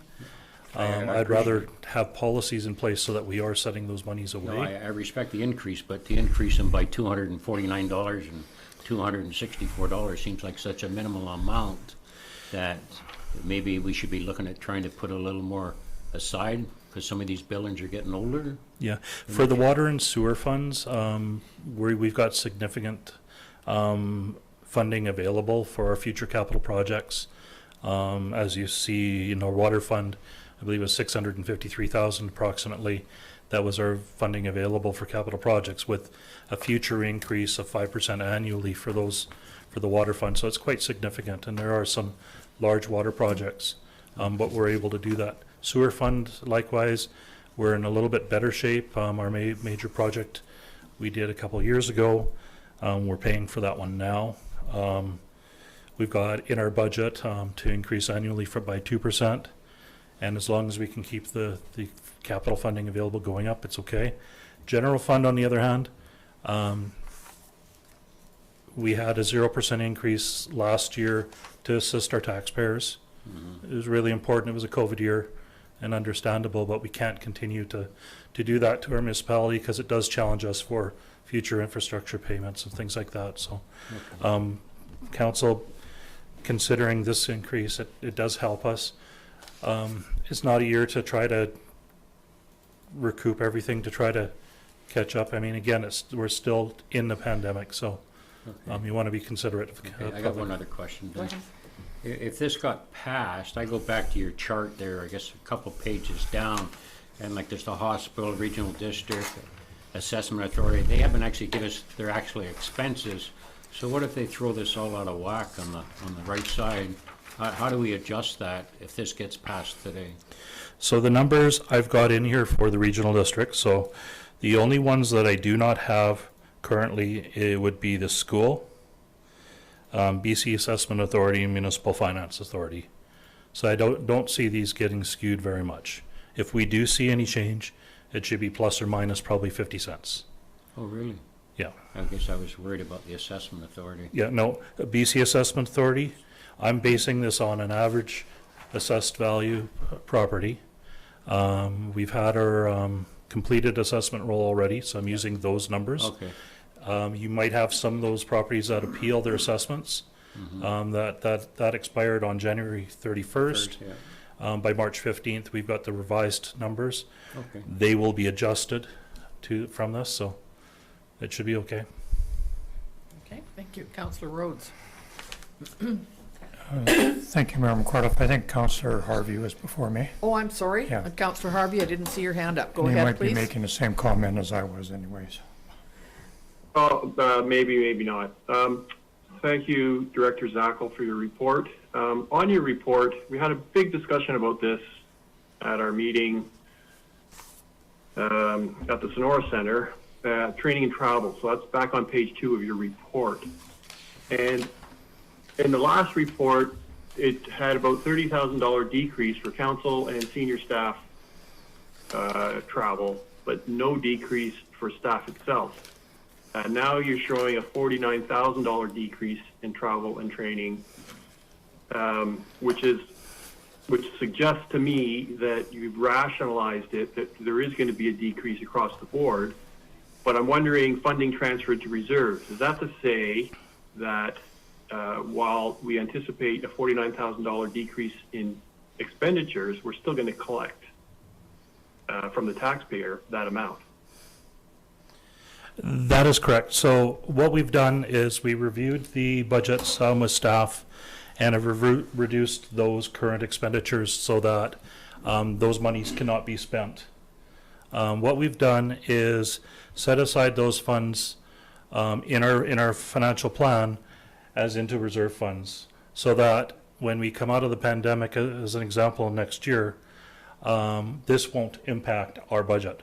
So basically, we'll be able to increase our operating expenses back up to our levels that they were pre-pandemic and be able to carry on and have that $49,000 sitting in a reserve fund for a capital project or things of that nature. Go ahead, Councillor Harvey. Okay, follow up. So that's different than what we had last time. Last time was just a $30,000 decrease. So now we've got, we're collecting that 30 plus another, well, just another 30 because the other 20 was already in there because the staff budgets hadn't been affected. So where did this squeeze? You know, the last, we said 2.4%, and that assumed a $30,000 decrease. Now we're not decreasing it. So what did you have to squeeze in order to get that $30,000 back to maintain a 2.4% increase? The ultimate adjustment was through the reserves. Okay. Councillor Rhodes, did you have a question? Thank you, Member McCordoff. Great job, like the budget. Very thorough, very detailed. And those of us that you know, staff and council and everybody that has input into this, we become very familiar and very comfortable with all of the goings on within our budget. Regrettably, the community, the taxpayer, only pays attention to one thing, and that's your percentage increase. You know, the detail is there, but I got to say most people that I know never ever go any further than that. The 2.4%, and you kind of alluded to it a little bit, in fact is 2.4% over 2 years, because last year we had nothing. So that's the way a lot of people look at it. So 2.4% compared to many other communities in British Columbia is pretty low right now. And it is in fact following up a 0% increase from last year. The thing that we had discussed a little bit is that's not the all-in number. There are other costs, and when you're a taxpayer, it's not just property taxes, it's how much your bank account is reduced every year to pay for all of the various things that are in the budget.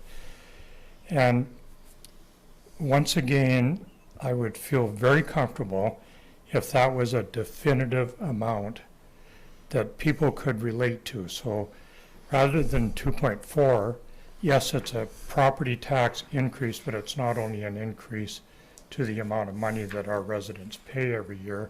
And I know you have it detailed in there a little bit, but it should be an inclusive number in my opinion. And I know we talked about it a little bit during the budget process, and I thought we were kind of moving in that particular direction. Once again, I understand that you have all of the detail in there, you have the dollars, but most people, you know, other than Cy Maselli and a couple other people, do not scrutinize the budget enough to see that, and it should be brought forward so it's very clear and concise and easy to understand. So I'm not even sure if that was a question, it was more of a comment, but we did discuss it during the budget process. Yep. Yeah. So how, are you suggesting that there's a way to do this that's more efficient, that's more transparent? Well, I to think show it should be one number. Just one number of the increase rather than 2.4% plus the others separate? Because that is the reality. Well, the reality is, from the numbers that we have, from the requisitions that are pending from the regional district, from the town, $39.57 is the increase in taxes for an average single-family residence. The user fees are going up by $55.45 per average single-family residence. Those are the actual numbers based on what was requisitioned. What we don't have is a requisition for the school and a requisition for BCAA and Municipal Finance Authority. I do know that the school had softened their increase last year as well throughout the process. So I could, in hindsight, put a percentage increase down at the bottom for the total overall increase to say what that is. Absolutely, I can do that kind of stuff. Does that make sense? Yes. Okay. It looks like $96 a Yeah, year, 96. all in, $8 a month. Correct, For your and that's, theoretical average home. yeah, Right. so that's $96.01 is the annual increase. Okay, Councillor Harvey, you had a question? Yeah, I was just going to suggest showing percentages as well, so then it's clear. Okay. And I pushed the numbers, and adding up the property tax increase and the utility increase for this particular homeowner is a 2.97% increase. Okay, for the average home. Thank you. So, are you going to did you have a question? No, or I was was going to move suggest- number 1. Council give first 3 readings for the 5-year financial plan. Councillor Harvey, are you seconding that? Yes, I'll second it, but then I have a comment. Absolutely. Then please go ahead with your comment. So over on the actual bylaw, 1371-2021, you just might want to proof it again, because I found on page 3 a reference to table 1 showing, under funding sources, table 1 showing proposed for each funding source in 2020. And I think you mean 2021, and just Absolutely. any other catches like that. Okay. I'm sure it's a cut and paste. You use last year's report and update it. Yep. Right. Thank you. Okay. So is there any other comments about this? So we've had it moved and seconded that we give first 3 readings to the 5-year financial plan. I'll ask the question. All in favor?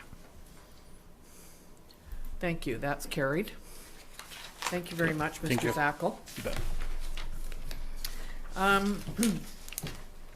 bet. There is no new business, Mrs. Hilson? No, okay.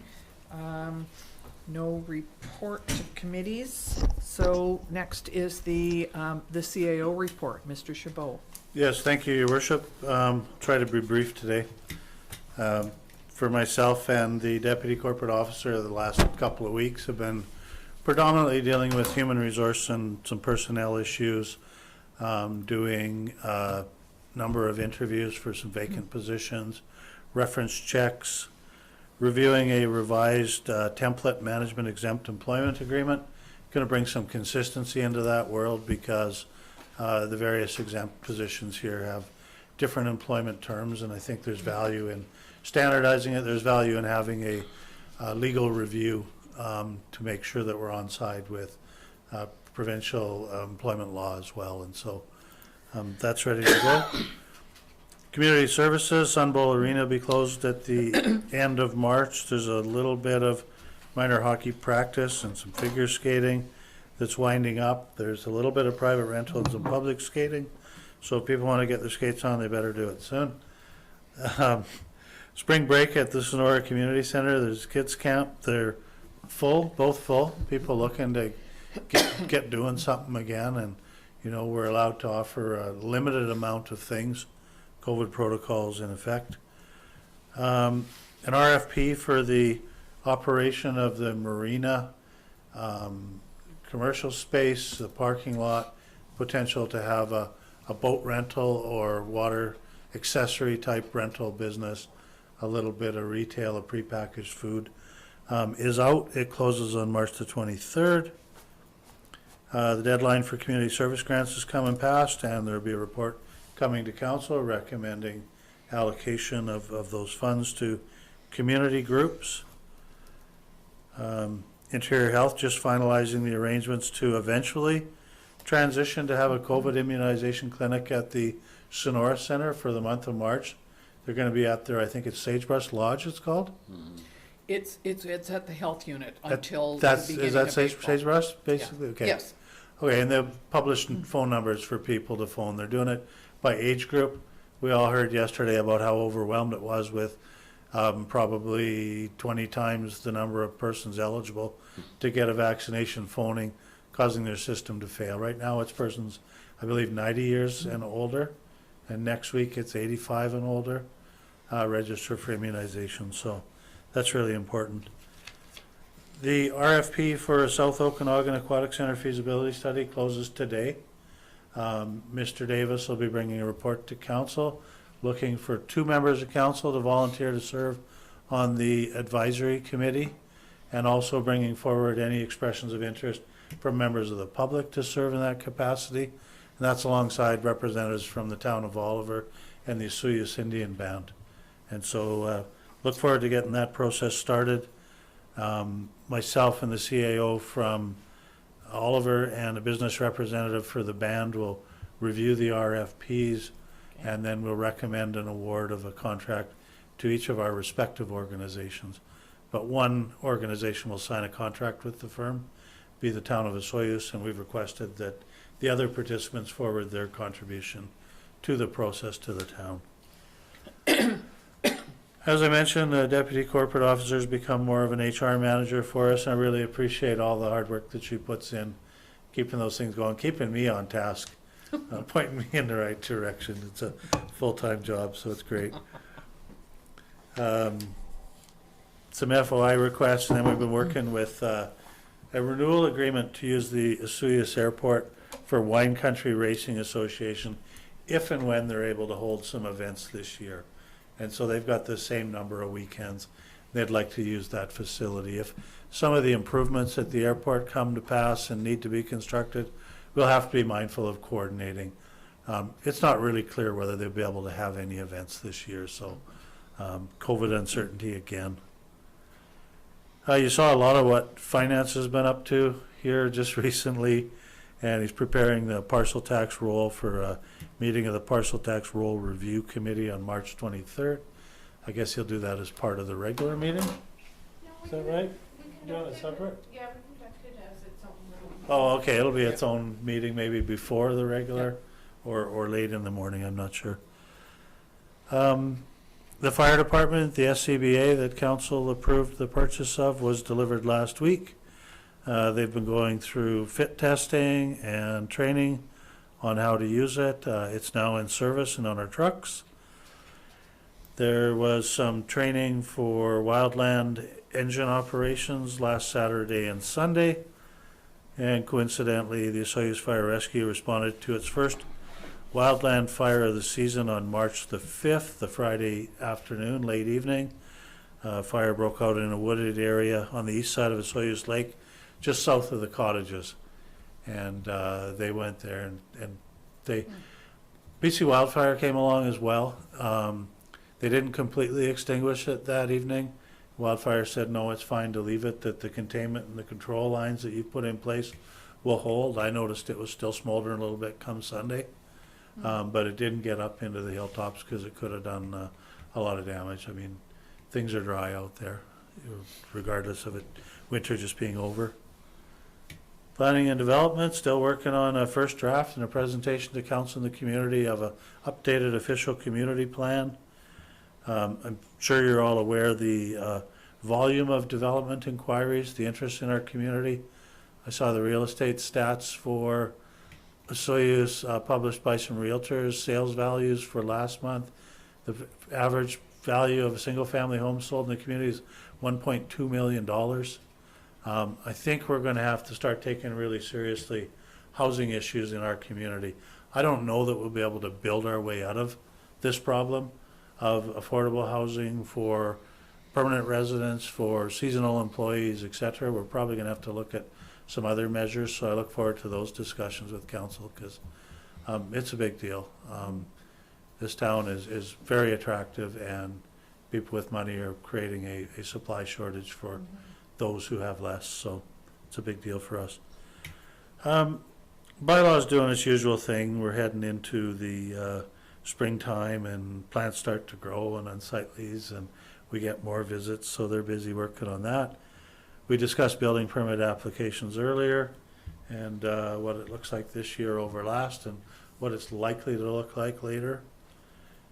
Operational services, there's been a real focus in that department on occupational health and safety, an awful lot of training, an awful lot of new processes and standard operating procedures. Mr. Bronstein spoke about the arrival today of a new aerial bucket truck. Will enhance our services and the safety of our employees, which is important. Might have noticed we're out, spring sweeping has begun. We don't get the air quality advisories that other communities often get in the springtime. I think in part it's the amount of aggregate and abrasive put down is less, but we also get to it quicker because the likelihood of needing to spread abrasive on roads and grit because of ice and snow is pretty small. So we can get on it sooner, which is nice to see.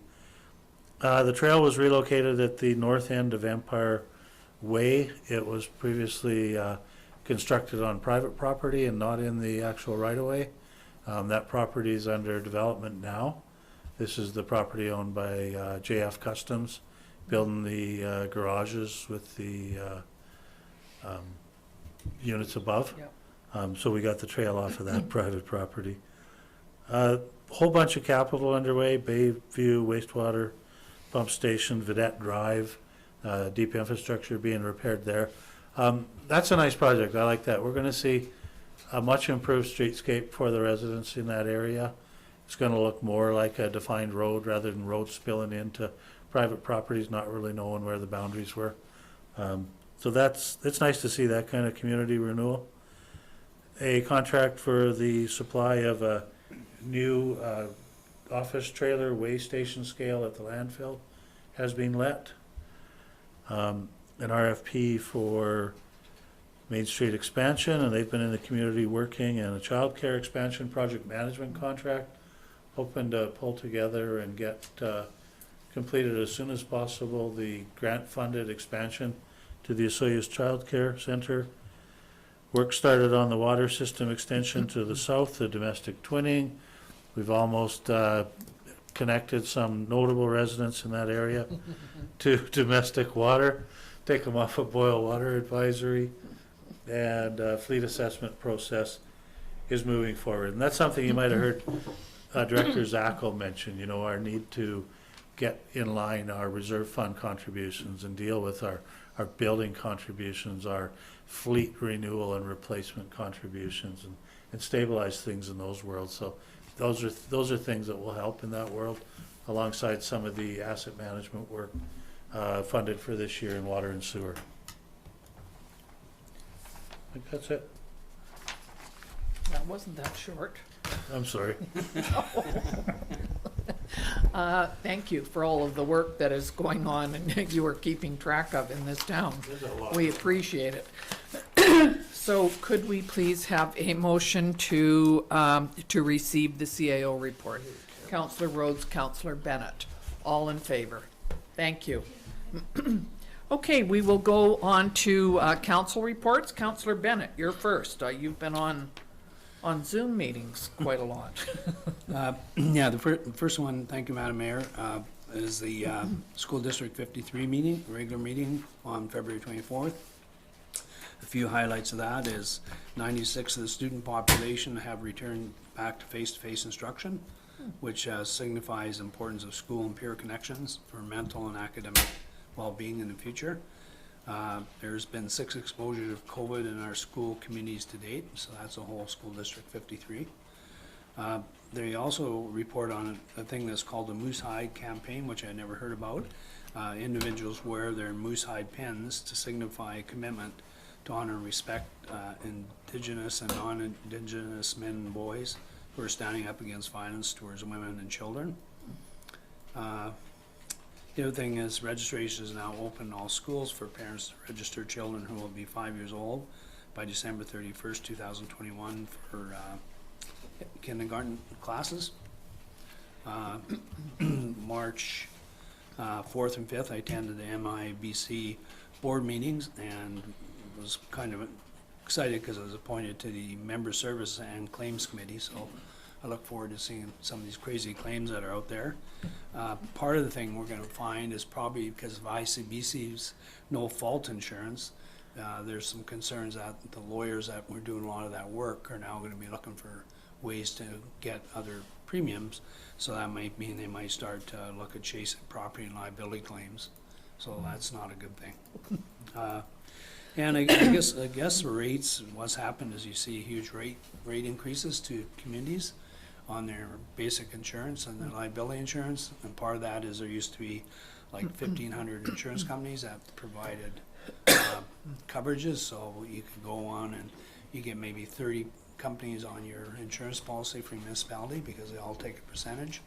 And what's happening now, big companies like Intact are purchasing companies like Guarantee and RSA, so a lot of these agencies that were offering coverages to towns and communities now don't have that same opportunity because they don't have those markets. So it's kind of making it so everything tightens up and everything gets smaller, then the big guys can do their thing. So you know all about that, Alan. And in closing, I just want to say thanks, Alan. I mentioned to you about a van that was parked on the side of the road, and the next day I went by and there was a ticket on, and the next day it was gone. So Yeah, and they were staying in the units right next to there. They weren't staying in the camper. yeah. So anyway, it was But gone. thanks for letting us know. That's the kind of thing, we get those things cleaned up before they become a problem, right? Yeah. That's Thank my you. report. Thank you very much. Councillor Harvey. Thank you, Madam Mayor. I don't have a report today. Thank you. Councillor Rhodes.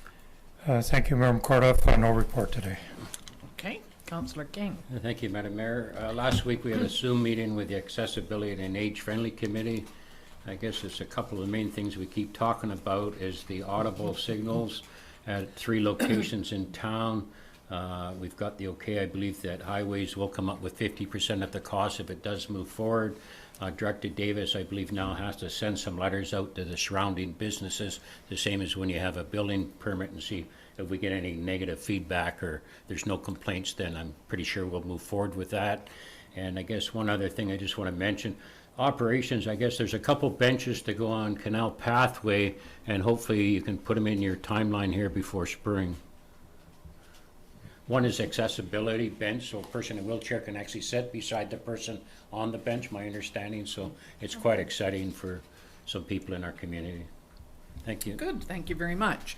So I've been busy with a couple of things.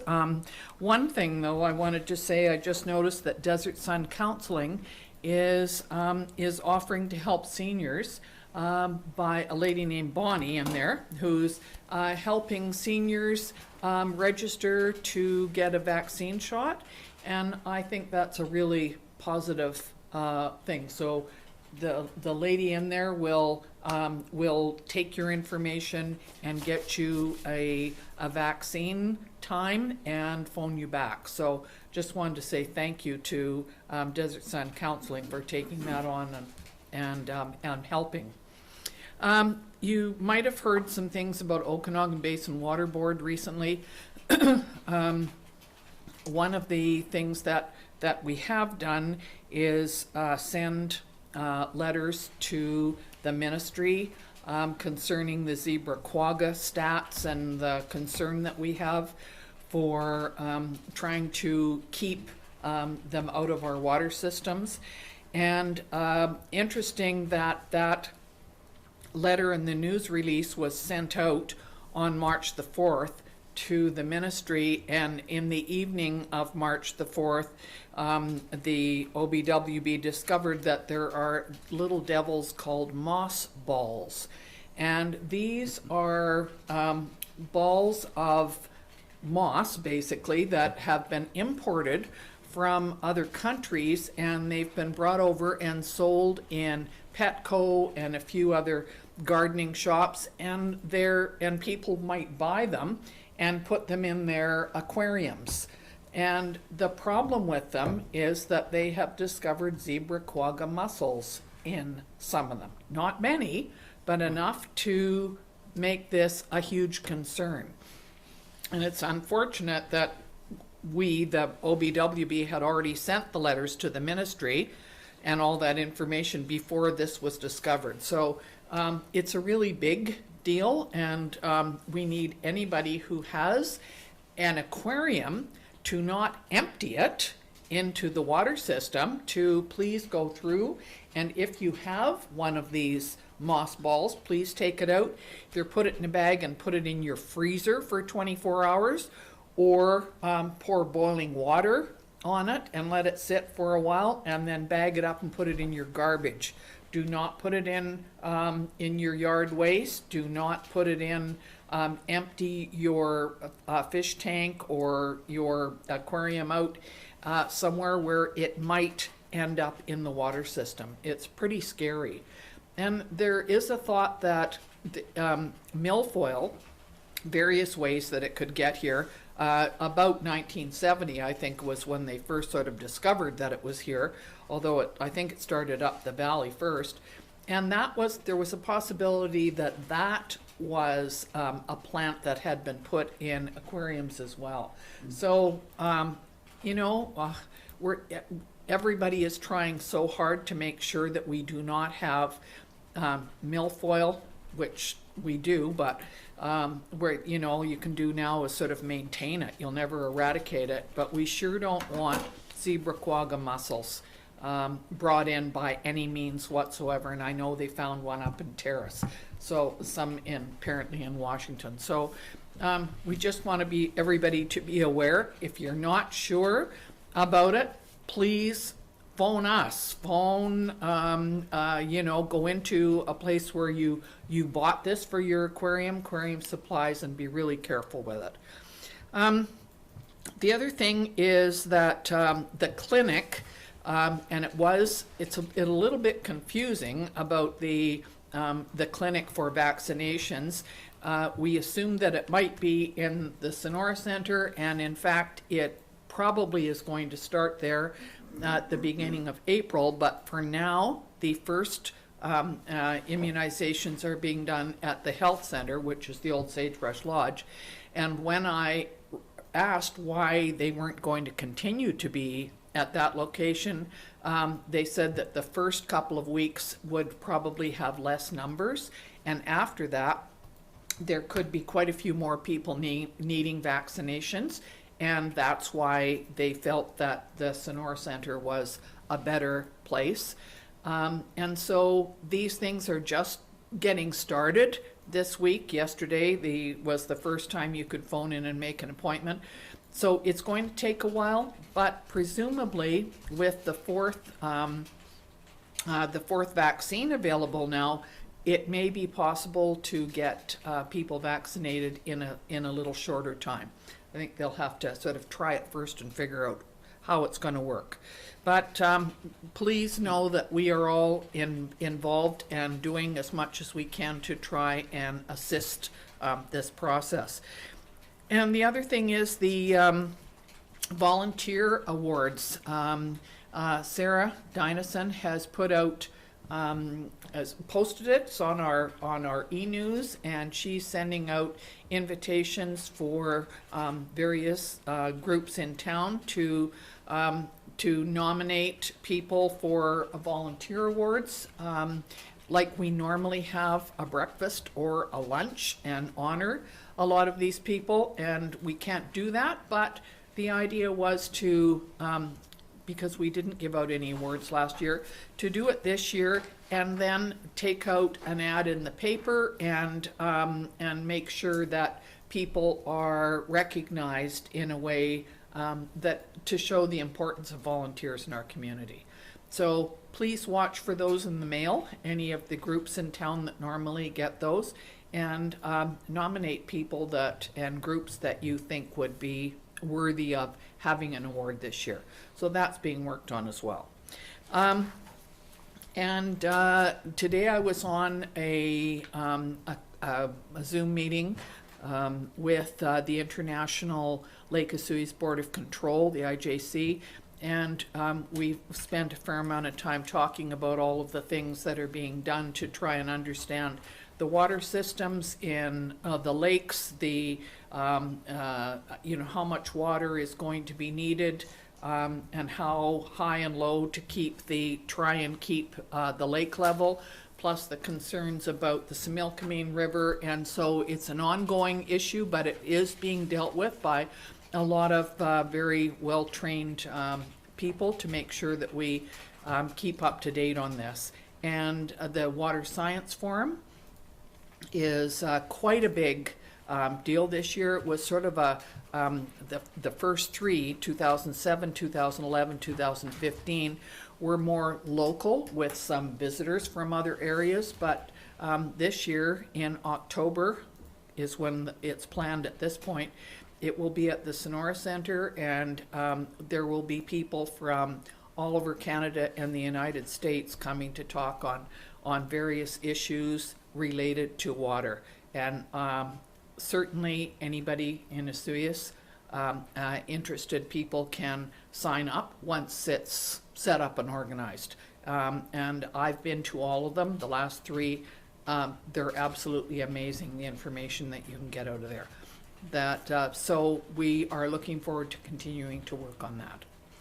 And that's my report for today. So what I will do now is I need a motion, please, that the public be excluded from the in-camera meeting pursuant to section 92B, the consideration of information received and held in confidence relating to negotiations between the municipality and a provincial government or the federal government or both, or between a provincial government or the federal government or both and a third party. So could I please have a motion to move this meeting into an in-camera? Thank you. Councillor Rhodes, Councillor.